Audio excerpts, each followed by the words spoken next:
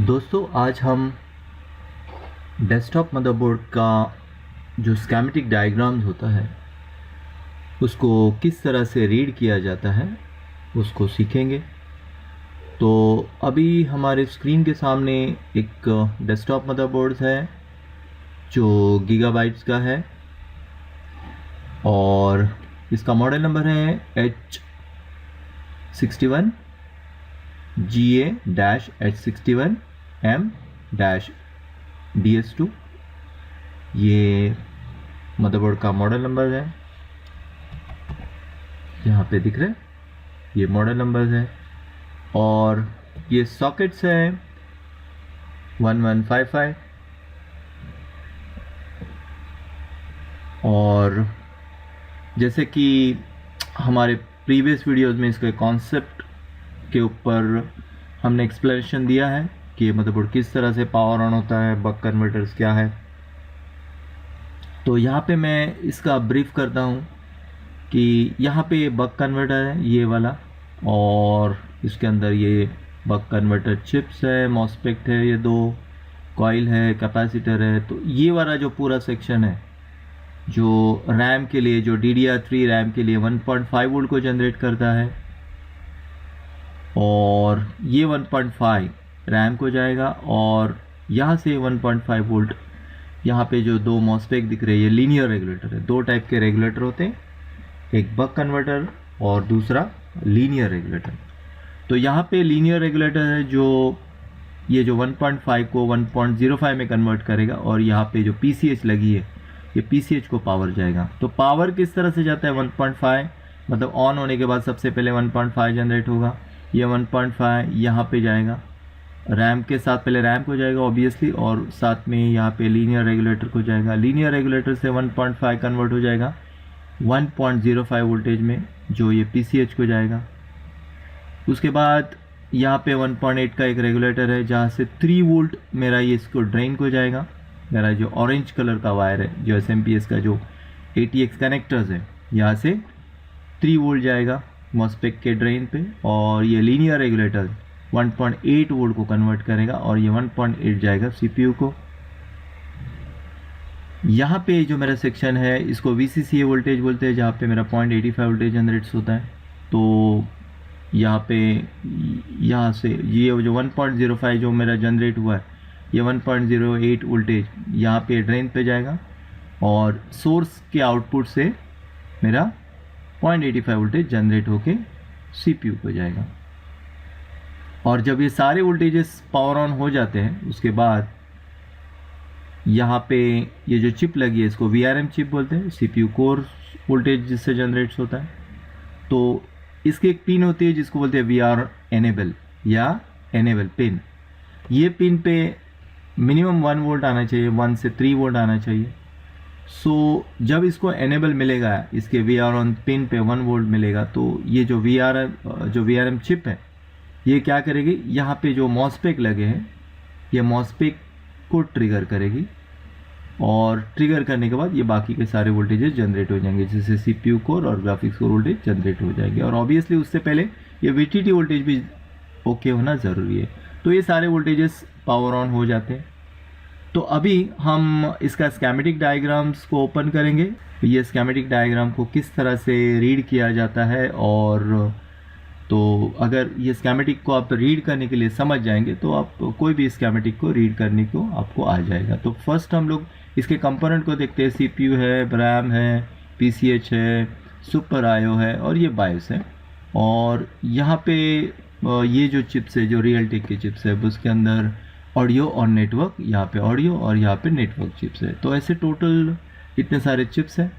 तो अभी आएंगे हम लोग स्कीमेटिक डायग्राम पे। मदरबोर्ड का नंबर है GA-H61M-DS। अभी यहाँ पे मैंने स्कीमेटिक डायग्राम को ओपन किया, इसका नंबर ये यहाँ पे नंबर इंडिकेट कर रहा है GA-H61-DS2 रिवीजन 1। तो यहाँ पे मेरा पेज नंबर 3, ये मेरा पेज नंबर 3 इंडिकेट्स कर रहा है ब्लॉक डायग्राम। ब्लॉक डायग्राम यानी कौन से कंपोनेंट कहाँ कहाँ पे लगे हैं इसका जो एक्सप्लेनेशन है ये पेज में दिया गया है। ओके, और अभी हम चलेंगे SIO पे। यहाँ पे जैसे ये CPU है, PCH है, और यहाँ पे DDR3 RAM है, यहाँ पे SIO है, तो ऐसे सारे कंपोनेंट PCH को कनेक्टेड है। तो अभी सबसे पहले हमें आना है SIO पे, क्योंकि अगर हमारा डेस्कटॉप मदरबोर्ड पावर ऑन नहीं है तो हमें सारे के सारे सिग्नल्स है और वोल्टेजेस है वो सारे SIO पे चेक करने हैं। तो हम आएंगे SIO पे। तो SIO पे आने के लिए मैं वापस इंडेक्स में आऊँगा। यहाँ पे मेरा इंडेक्स है। मेरा जो SIO का जो नंबर है वो है IT8728। ये जो दिख रहा है ये वाला IT8728, ये पेज नंबर है, पेज नंबर 16 पे है। ठीक है, तो मुझे पेज नंबर 16 पे आना है, पेज नंबर 16। और यहाँ पे आया पेज नंबर 16 पे। यहाँ पे मेरा SIO मुझे दिखा रहा है। अभी मुझे क्या करना है, इसको अभी जूम करना है। मैं इसको जूम करूँगा।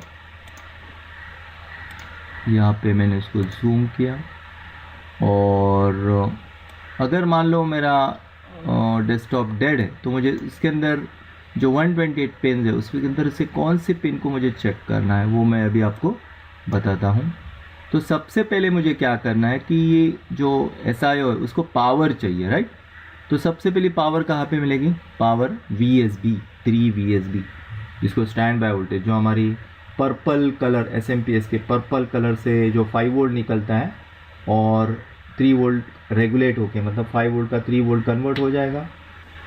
SIO के 128 लेग्स हैं और उसके 3 VSB पिन पे मुझे 3 वोल्ट आना चाहिए। तो दोस्तों यहाँ पे आपको ये दिख रहा है 3 VSB, राइट। पिन नंबर है 98।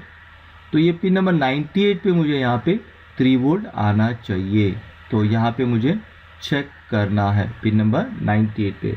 इसके पिन की जो काउंटिंग होगी वो कैसी होगी, एंटी क्लॉकवाइज, मतलब पिन 1 नंबर, जैसे अभी मैं आपको बताता हूँ। सो दोस्तों इसके पिन की जो पिन नंबर काउंटिंग होगी वो एंटी क्लॉकवाइज, जैसे ये लिखा है कि IT8718, तो उसका पिन नंबर हमेशा लेफ्ट के कॉर्नर में होगा। ये 1 नंबर नहीं है, आपको यहाँ पे 2 डॉट दिख रहे हैं, एक डॉट इधर दिख रहा है, एक डॉट इधर दिख रहा है। तो इसका पिन नंबर 1 यहाँ पे होगा, यहाँ पे नहीं होगा। तो आपको यहाँ से काउंट करना है, पिन नंबर 1 2 3 4, ऐसे एंटी क्लॉकवाइज आपको चलना है, इस तरह से 1 से लेके ऐसे ऐसे करते करते पिन नंबर 38 39 64 65 102 103 एंड 128, ऐसे एंटी क्लॉकवाइज चलना है। उस तरह से आपको काउंट करनी है। अभी आते हैं वापस हम स्कीमेटिक डायग्राम पे। तो पिन नंबर 98 पे आपको सबसे पहला 3 VSB वोल्टेज को चेक करना है, नंबर 1। नंबर 2, नेक्स्ट जो सिग्नल मेरा इंपॉर्टेंट सिग्नल है वो RSM RST। RSM RST अभी मुझे यहाँ पे बता रहा है, देखो RSM RST मेरा यहाँ पे बता रहा है। पिन नंबर है 116, पिन नंबर है मेरा 116 ये मेरा RSM RST है। ये मेरा सिग्नल है आउट। ये जो एरो आपको दिख रहा है, मतलब ये जो मेरा SIO है और ये SIO से सिग्नल निकल रहा है और आउट जा रहा है। तो आउट कहाँ पे जा रहा है, ये है, ये जो 12 एंड 24 जो इंडिकेट कर रहा है वो है पेज नंबर, यानी वो 12 नंबर और 24 पेज पे वो सिग्नल जा रहा है। ये अभी पेज नंबर 12 पे मेरा PCH है, तो ये मेरा PCH पे ये सिग्नल जा रहा है। सो ये जो लेफ्ट साइड का नंबर है ये है IC का पिन नंबर, यानी SIO का पिन नंबर, और ये साइड का नंबर है वो पेज नंबर। अभी हम पेज नंबर 16 पे है और 16 पे ये SIO का डिस्क्रिप्शन है, जहाँ से मेरा RSM RST सिग्नल यहाँ से निकल के page number 24 and page number 12 पे जाएगा। सिग्नल को बोलते हैं RSM RST। और यहाँ पे मुझे 3 वोल्ट आना चाहिए। अगर ये यहाँ पे मेरा 3 वोल्ट नहीं आया तो पॉसिबिलिटी फॉल्ट मेरा SIO हो सकता है। तो सेकंड मेरा ये सिग्नल है RSM RST। RSM RST के बाद जो मेरा नेक्स्ट सिग्नल है वो सिग्नल है पावर बटन। तो पावर बटन जो सिग्नल है मेरा यहाँ पे है दोस्तों, तो दिख रहा है यहाँ पे ये वाला सिग्नल, जिसको PAN SWH बोलते हैं, PAN SWH। पिन नंबर है 106 और ये मेरा इनपुट सिग्नल है और ये आ रहा है मेरा पेज नंबर 20 से, पावर बटन है। तो यहाँ पे मुझे 5 वोल्ट आएगा या 3 वोल्ट आएगा। तो ये जो 5 वोल्ट है ये मेरा, जब मैं पावर बटन को दबाऊंगा तो ये 0 हो जाएगा, और वापस मैं पावर बटन को रिलीज़ करूंगा तो वापस जो वोल्टेज 5 वोल्ट था वापस 5 वोल्ट हो जाएगा। तो यहाँ पे मुझे ये वोल्टेज को चेक करना है। ये मेरा इनपुट पावर बटन है जो SIO के साथ कनेक्टेड है। दूसरा, पावर बटन के बाद जो दूसरा मेरा जो सिग्नल है, मतलब इमीडिएटली पावर बटन दबाने के बाद एक पावर ऑन करके सिग्नल होता है जो मेरा यहाँ पे है, power on signal. Pin number है 103 और ये मेरा आउट सिग्नल है। यहाँ से मेरा पेज नंबर 12 पे जाएगा, यानी पेज नंबर 12 पे मेरा PCH है। ये सिग्नल क्या इंडिकेट करेगा? अभी यहाँ पे मुझे 3 वोल्ट दिखाएगा, मल्टीमीटर में 3 वोल्ट मेरा आ जाएगा। और जब मैं ये पावर बटन, ये वाला जो पावर बटन यानी इनपुट पावर बटन को, ये मैं इसको जब प्रेस करूँगा तो यहाँ पे मुझे 3 वोल्टेज 0 होगा, और जैसे 303 का एक बाउंस मिलेगा। मतलब जैसे मैं पावर बटन दबा के छोड़ दूंगा, राइट, जो मेरा मेन पैनल का जो ऑन ऑफ स्विच है उसको मैं पावर बटन दबा के छोड़ देता हूँ, तो उसी वैसे ही ये पिन नंबर 103 पे मुझे क्या आएगा, 303 का एक बाउंस वोल्टेज, मतलब 3 वोल्ट है जो 0 के वापस 3 वोल्ट हो जाएगा। तो इस तरह से वो आना चाहिए। अगर ये आया दैट मीन्स मेरा SIO ओके है, अगर ये नहीं आया तो मेरा SIO फॉल्टी है। तो इस तरह से आपको ये सिग्नल को चेक करना है। तो ये हुआ मेरा तीसरा सिग्नल। नेक्स्ट मुझे चेक करना है SLP3 और SLP4, ये दो सिग्नल को चेक करना है। अभी देखो यहाँ पे मेरा ये SLP3 है, तो ये सिग्नल को मैं चेक करूँगा। SLP3 यहाँ पे इनपुट सिग्नल है और ये जा रहा है पिन नंबर 102 पे, पेज नंबर 24 और 12 से आ रहा है ये सिग्नल, और SIO के पिन नंबर 102 पे जा रहा है। अभी SLP-S3 का अल्टरनेट नाम होता है SUSB ऑल्सो, SUSB। SLP का मतलब होता है स्लिप, ऐसे अलग अलग स्लिप्स होते हैं, SLP3, SLP4 और SLP5। वो अलग अलग सप्लाईज को, वो ये सब पावर स्टेट्स हैं, और वो अलग अलग सप्लाईज को ऑन करने के लिए सब अलग अलग पावर स्टेट्स दिए गए हैं। तो ये SLP-S3 सिग्नल वो अभी 0 है, ओके। अभी अगर ऑफ कंडीशन में मेरा 0 वोल्ट है, लेकिन जैसे मैं पावर बटन को दबा के छोड़ देता हूँ वैसे ही PCH को पावर बटन का इंफॉर्मेशन जाएगा, जो ये मेरा जो पावर ऑन सिग्नल से जाएगा, और तुरंत PCH को क्या करना है, ये SLP-S3 सिग्नल को SIO की तरफ भेजना है। ये कितना वोल्ट भेजना है PCH को? 3 वोल्ट। मतलब ये ऑलरेडी 0 वोल्ट होता है ऑफ कंडीशन में, और जैसे ही ये पावर बटन का इंफॉर्मेशन PCH SIO को भेजता है तो ये वोल्टेज को 3 वोल्ट कर देता है, 3 वोल्ट कर देता है, यानी कन्फर्मेशन सिग्नल है कि SMPS को टर्न ऑन करना है। तो ये इन्फॉर्मेशन जाती है 102 पिन पे, और यहाँ पे 3 वोल्ट आ जाएगा यानी कन्फर्मेशन, और तुरंत यहाँ पे ये जो SIO है SMPS को ऑन करेगा। तो SMPS को कैसे ऑन करेगा? तो SMPS के, जैसे हम जानते हैं कि SMPS के ग्रीन वायर को अगर हम लोग शॉर्ट करते हैं विद ग्राउंड के साथ तो SMPS टर्न ऑन हो जाता है, राइट। तो उसी तरह से यहाँ पे एक सिग्नल है जिसको बोलते हैं PS ऑन, ये वाला सिग्नल PS ऑन सिग्नल जो पिन नंबर 107 पे है, और ये सिग्नल जा रहा है SMPS की तरफ, page number 24 and page number 25 पे जा रहा है PS ऑन सिग्नल। और ये जो सिग्नल है, ये जो 107 वाला पिन है वो SMPS के साथ ग्रीन वायर के साथ कनेक्टेड है, जहाँ पे अभी 5 वोल्ट आ रहा है ऑफ कंडीशन में, और जैसे SIO उसको कंफर्मेशन देगा तो ये 107 पेज पे 107 पिन पे 0 वोल्ट आ जाएगा। कितना वोल्ट आ जाएगा? 0 वोल्ट आ जाएगा 107 नंबर पिन पे, और जैसे 107 पे 0 वोल्ट आ जाएगा SMPS पावर ऑन हो जाएगा। तो दोस्तों इस तरह से आपका ये डेस्कटॉप मदरबोर्ड पावर ऑन हो जाता है। तो ये जो सिग्नल्स है स्कीमेटिक में आपको इस तरह से उसको रीड आउट करने हैं। अगर इसके अंदर कोई सिग्नल अगर मिसिंग है तो वो रिलेटेड कंपोनेंट फॉल्टी होता है। अभी हम लोग चलते हैं डिस्क्रीट सर्किट की तरफ। अभी हम आए हैं ये डिस्क्रीट सर्किट की तरफ। डिस्क्रीट सर्किट यानी क्या है कि पावर सप्लाई ऑन होने के बाद, मतलब यानी SMPS ऑन होने के बाद जो PCH को लगने वाला पावर है, जो रैम को लगने वाली पावर है, वो सब पावर जनरेट करने का काम ये डिस्क्रीट सर्किट करती है। तो जैसे हमने मदरबोर्ड का जो पिक्चर देखा था उसमें देखा था कि मुझे रैम के लिए 1.5 वोल्टेज चाहिए या पीसीएच के लिए 1.05 वोल्टेज चाहिए, सीपीयू के लिए मुझे 1.8 वोल्ट चाहिए, वापस सीपीयू के लिए जो वीटीटी वोल्टेज है वो मुझे 1.1 वोल्ट चाहिए, वीसीसी वोल्टेज मुझे 0.85 चाहिए। तो ये जो हम लोग अभी जो पेज पे आए, ये पेज हमें वो सब जितने भी वोल्टेजेस जैसे मैंने अभी आपको गिनाए वो सब वोल्टेजेस यहाँ पे जनरेट किए जाते हैं। तो सबसे पहले इसके अंदर रैम के सप्लाई को जनरेट किया जाता है जिसको VDD 1.5 बोलते हैं। तो हम लोग वो सर्किट को आएंगे, अभी मैं इसको जूम करता हूँ।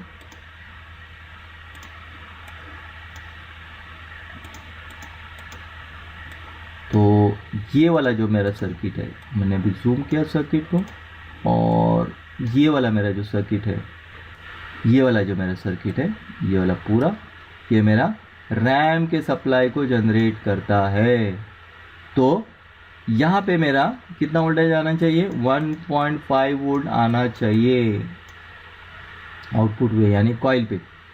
अभी यहाँ पे ये जो मेरा चिप है जिसका नंबर है RT8120 और जिसका ये लोकेशन नंबर, इसको लोकेशन नंबर बोलते हैं। लोकेशन नंबर यानी वो चिप वो कहाँ पे लोकेट है, यानी जैसे हम जानते हैं कि लोकेशन नंबर रजिस्टर के लिए R होता है, कैपेसिटर के लिए C होता है, कॉइल के लिए L होता है, मॉसफेट के लिए Q होता है, उसी तरह से चिप के लिए U होता है।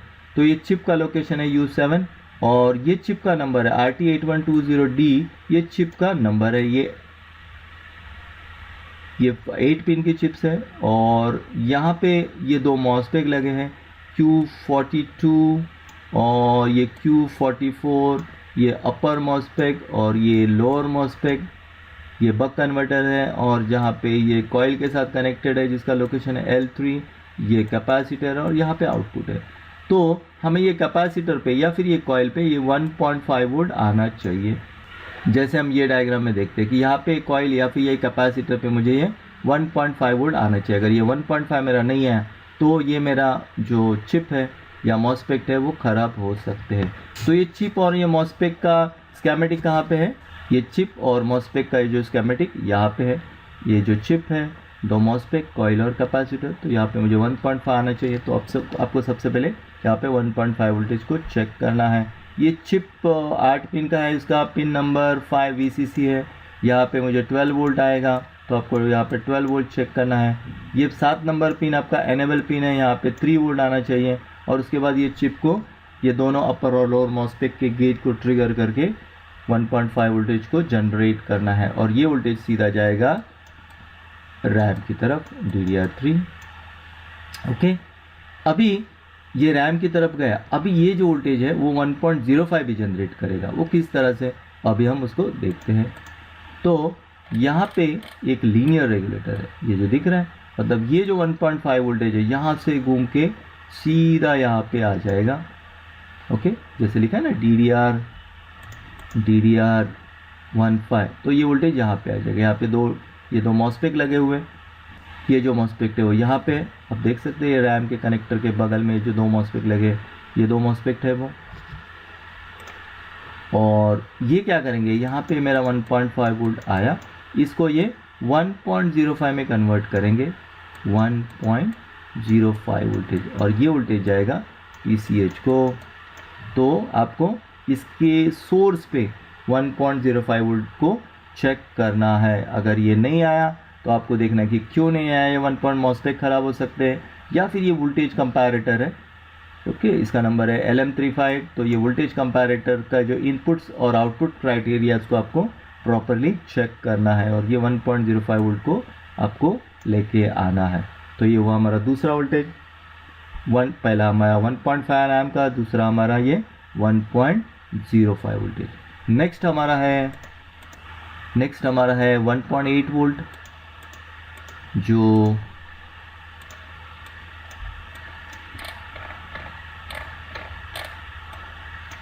आपको यहाँ पे दिख रहा है 1.05 वोल्ट। तो 1.05 वोल्ट के ये जो ड्रेन है यहाँ पे आपको 3 वोल्ट आ जाएगा और ये सेम लीनियर रेगुलेटर है, मॉसफेट का नंबर है Q24 और सोर्स पे मुझे 1.8 वोल्ट आ जाएगा। तो ये 1.8 वोल्ट को हमें यहाँ पे चेक करना है। गेट को कंट्रोल कर रहा है ये LM358 के U3 उसका लोकेशन नंबर है, और U3 का जो पिन नंबर 1 है इसका आउटपुट है वोल्टेज कंपैरेटर का, जो गेट को ये कंट्रोल करके ये 1.8 वोल्ट को लेके आएगा। तो ये वोल्टेज को हमें चेक करना है। और इसके बाद जो नेक्स्ट मेरा वोल्टेज जनरेट होगा वो VTT वोल्टेज।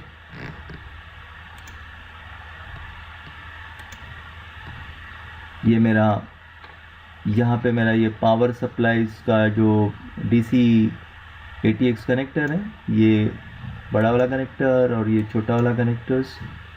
उसके बाद ये मेरा जो सेक्शन है वो VTT सेक्शन है। CPU को जो VTT वोल्टेज लगता है, जिसको रेफरेंस वोल्टेज भी बोलते हैं, तो ये है मेरा लीनियर रेगुलेटर। तो यहाँ पे देखो, यहाँ पे क्या लिखा है, यहाँ पे क्या लिखा है कि DDR15, मतलब ये ड्रेन पे मुझे 1.5 वोल्ट आएगा। जो 1.5 मेरा जो रैम सेक्शंस के लिए जो 1.5 जो जनरेट हो रहा था, वही वोल्टेज यहाँ पे ड्रेन पे आ जाएगा। मतलब 1.5 देखो 3 जगह पे जा रहा है, मतलब फर्स्ट तो रैम को जा रहा है, दूसरा मेरा वो PCH की तरफ जा रहा है, जहाँ पे वो वहाँ पे एक लीनियर रेगुलेटर है जो 1.5 को 1.05 में कन्वर्ट करेगा, और तीसरा मेरा ये VTT की तरफ आ रहा है। ये VTT क्या करेगा, ये 1.5 को 1.1 वोल्ट में कन्वर्ट करेगा। किस में कन्वर्ट करेगा, 1.1 वोल्ट, जो CPU VTT बोलते हैं, जो CPU की तरफ जाएगा। और सेम इसके गेट को कंट्रोल कर रहा है U1 यानी LM324 वोल्टेज कंपैरेटर, कंट्रोल करके 1.1 को लेके आएगा। सो दोस्तों, हमने देखा कि किस तरह से ये डिफरेंट वोल्टेजेस क्रिएट्स हुए, जैसे 1.5 volt, then 1.05 volt and then 1.8 volt, ये सारे वोल्टेजेस जनरेट हो जाते हैं। CPU कोर जो वोल्टेज होता है वो सबसे लास्ट जनरेट्स होता है। जब ये सारे वोल्टेजेस ओके हो जाते हैं तो VRM चिप को एनेबल मिलता है। तो अभी हम आएंगे CPU कोर सेक्शन में।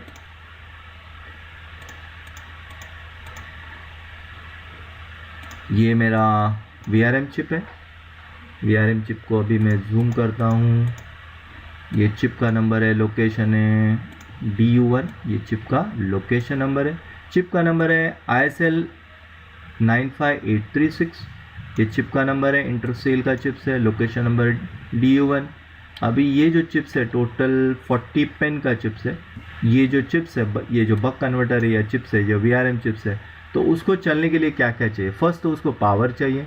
तो उसके पावर पिन को हम कैसे पहचानेंगे, तो पावर के लिए उसका VCC या VDD लिखा होगा। तो VCC और VDD पे मुझे 5 वोल्ट आना चाहिए। तो pin number 26 and pin number 25 पे मुझे कितना वोल्ट आएगा, 5 वोल्ट आएगा। तो यहाँ पे मुझे 5 वोल्ट को चेक करना है। दैट इज़ मेरा पहला क्राइटेरिया। दूसरा मेरा जो क्राइटेरिया है वो यहाँ पे जो VR आउट सिग्नल वो 0 वोल्ट होना चाहिए। तीसरा जो मेरा क्राइटेरिया है एनेबल सिग्नल। एनेबल सिग्नल कहाँ से आता है, ये जो VTT यानी सारे के सारे मेरा जो पावर डिस्क्रीट सर्किट को हम देखा था, तो डिस्क्रीट सर्किट में जब सारे के सारे पावर ऑन हो जाते हैं, जैसे 1.5, 1.05, 1.1, ये सारे 1.8, ये जब सारे के सारे वोल्टेजेस जनरेट्स हो जाते हैं तो एक लॉजिक क्रिएट्स होता है, और जिससे वो यहाँ पे VR ऑन सिग्नल जनरेट होगा, जो ये पिन नंबर 9 को जाएगा, जो वोल्टेज अप्रॉक्सीमेटली 1 वोल्ट होगा। यहाँ पे आपको 1 वोल्ट को चेक करना है। और जब ये VR ऑन पिन पे 1 वोल्ट आएगा, उसके बाद ये जो इंटरसेल चिप्स है वो क्या करेगी, जो मॉस्फेट जो है, जो कोर के जो मॉस्फेट है उनको ट्रिगरिंग करेंगे। तो ये मॉस्फेट कहाँ पे, तो वो दूसरे पेज पे हम देखेंगे अभी वो मॉस्फेट कहाँ पे। देखिए ये जो पहला वाला जो मेरा मॉस्फेट है ये CPU VAGX यानी ये CPU कोर वोल्टेज जनरेट्स होता है। सॉरी, ये जो वोल्टेज है वो ग्राफिक्स कोर वोल्टेज जनरेट्स होता है, जो अप्रॉक्सीमेटली 1 वोल्ट होगा, जिसको ग्राफिक्स कोर वोल्टेज कहते हैं। और इसका जो मॉस्फेट का लोकेशन है वो क्या है, DQ13 एंड DQ16, ये मॉस्फेट का नंबर है। फिर ये यहाँ पे आपका 12 वोल्ट आएगा। वी इन पिन पे ये जो ड्रेन है, मॉस्फेट का पिन नंबर 1 2 3 सोर्स है, 4 नंबर गेट है, और ये बचे हुए पिन है वो सारे के सारे ड्रेन है। अब यहाँ पे UGS1 और या फिर फेज और LG यानी लोअर गेट, UG यानी अपर गेट। तो जो इंटरसिल का जो चिप्स था, जो VRM चिप्स था या CPU कोर चिप्स था, वो ये दोनों गेट को अल्टरनेटिवली ट्रिगर कर रहा है, और ये ड्रेन पे है 12 वोल्ट, और उसको चॉपिंग करके यहाँ पे वो रिस्पेक्टिव वोल्टेज है जो ग्राफिक्स कोर वोल्टेज को जनरेट करेगा। ओके, और ये वोल्टेज रहेगा अप्रोक्सीमेटली 1 वोल्ट, 1.1 1.2 के आसपास वो वोल्टेज होगा। तो ये होता है हमारा ग्राफिक्स कोर। नेक्स्ट पेज पे आएंगे हम अभी।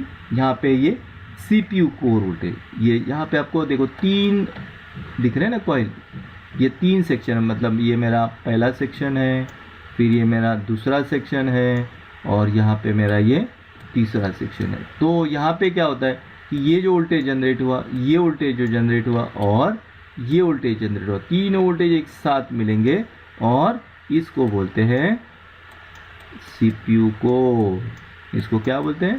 CPU कोर वोल्टेज, क्योंकि यहाँ पे करंट मल्टीप्लाई होते हैं, यानी जैसे ये 10 एम्पियर जनरेट कर रहे हैं, ये 10 एम्पियर जनरेट कर रहे हैं, और ये 10 एम्पियर जनरेट कर रहे हैं। सो तीनों 10 एम्पियर 10 एम्पियर 10 एम्पियर। सो CPU कोर का करंट कितना हुआ? 30 एम्पियर करंट जो CPU कोर को जाएगा। और इनके जो गेट्स है, इनके गेट्स को कौन कंट्रोल कर रहे हैं? इनके गेट्स को जो VRM चिप्स है, जैसे UG1 यानी अपर गेट 1, LG1 यानी लोअर गेट 1, मॉस्फेट का लोकेशन है DQ1 एंड DQ4, सेम ये गेट है, सोर्स ग्राउंड है, और ये सोर्स और ये ड्रेन एक दूसरे के साथ कनेक्टेड है। यहाँ पे ड्रेन पे 12 वोल्ट है, और यहाँ पे एक पल्स सेटिंग AC जो जनरेट होगा ये जाएगा कॉइल की तरफ जो DL2 है, और कॉइल से DC फिल्टर वोल्टेज होके आउटपुट में चला जाएगा। सेम क्राइटेरिया इधर भी होगा और सेम क्राइटेरिया इधर भी होगा, और इस तरह से CPU कोर वोल्टेज जनरेट हो जाएगा, जो जाएगा CPU की तरफ। अभी हम वापस VRM चिप के ऊपर पास आएंगे। अभी हम वापस CPU कोर, ये जो CPU कोर चिप्स हैं, जो ये 4 सेट्स है मॉस्फेट के, उनको ट्रिगर कर रहा था। अभी जब ट्रिगरिंग हो जाता है, मॉस्फेट के गेट को ट्रिगरिंग हो जाता है, तो यहाँ पे VRM चिप्स क्या करेगा? यहाँ से आपको दिख रहा है पिन नंबर 5 और पिन नंबर 7, यहाँ से वो CPU के साथ टॉक करेगा, CPU के साथ कम्युनिकेशंस करेगा। ये इसको बोलते हैं SVID signal, serial voltage identification signal, जिसमें CPU ये VRM चिप के साथ कम्युनिकेट करता है। तो इसके अंदर ये पिन नंबर 5, पिन नंबर 6 और पिन नंबर 7, ये 3 पिन है जो CPU के साथ कम्युनिकेट करेगी, जहाँ पे सीरियल कम्युनिकेशंस होगा। CPU को कितना पावर का रिक्वायरमेंट है, CPU अकॉर्डिंगली इसके साथ कम्युनिकेट करेगा। और जब ये वोल्टेज स्टडी हो जाता है, तब इसके अंदर एक पावर गुड करके सिग्नल है, देखो यहाँ पे दिख रहा है पावर गुड सिग्नल। ये पावर गुड सिग्नल जनरेट हो जाएगा जो 3 वोल्ट होगा, जिसको VR रेडी भी बोलते हैं। जिसको क्या बोलते हैं? VR रेडी, यानी पावर गुड, यानी VRM पावर गुड, इसको VRM पावर गुड भी बोलते हैं। तो ये CPU पावर गुड वोल्टेज है। और ये जो CPU पावर गुड यानी CPU पावर सेक्शन ओके, इसका मतलब होता है कि अगर यहाँ पे 3 वोल्ट आया, मतलब CPU पावर सेक्शन ओके है, CPU कोर वोल्टेज परफेक्ट चल रहा है, तो ये 3 वोल्टेज जनरेट होगा, और ये 3 वोल्ट जाएगा PCH को। इसको जाएगा PCH को, और फिर PCH को जब ये वोल्टेज चला जाएगा तो PCH क्या करेगा? PLT रीसेट यानी प्लेटफॉर्म रीसेट को जनरेट करेगा, और आगे के प्रोसेस हो जाएगी। तो प्लेटफॉर्म रीसेट हमारे लिए बहुत इंपॉर्टेंट है।